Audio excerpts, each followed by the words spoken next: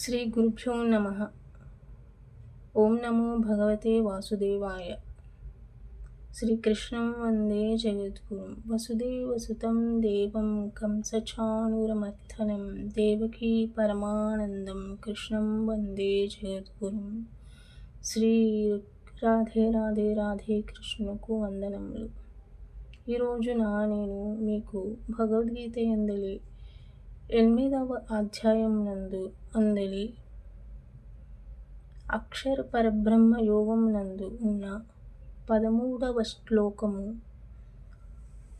శ్రీకృష్ణ భగవానుడు అర్జునునకు అక్షర పరబ్రహ్మమును గురించి తెలుపుచు ఈ 13వ శ్లోకమున ఇటుల తెలుపుచున్నాడు. అర్జునునకు ఈ విధముగా పలికెను.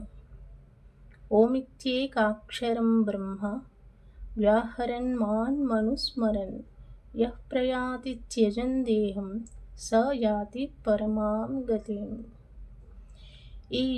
ఇది భగవద్గీత యందలి 13వ శ్లోకము 8వ అధ్యాయం నందు శ్రీకృష్ణ భగవానుడు అర్జునకు తెలిపెను. దాని భావార్థమేమనిన ఇప్పుడు చెప్పదను.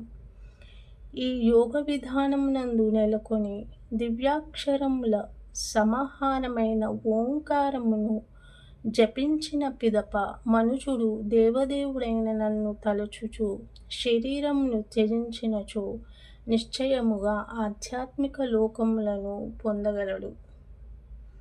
ఇక్కడ మరణావస్థ యందు శరీరమును విడుచుచు ఓంకార రూపుడైనటువంటి ఆ ఈశ్వరుని తలచుచు ప్రాణములు విడిచిన ఈ ఆధ్యాత్మిక లోకములను పొందగలడు అని శ్రీకృష్ణ భగవానుడు స్పష్టముగా ఇచ్చట భగవద్గీత యందు తెలిపెను.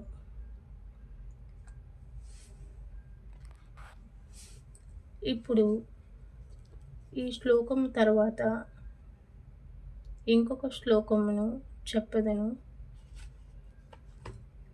మరొక వీడియోలో.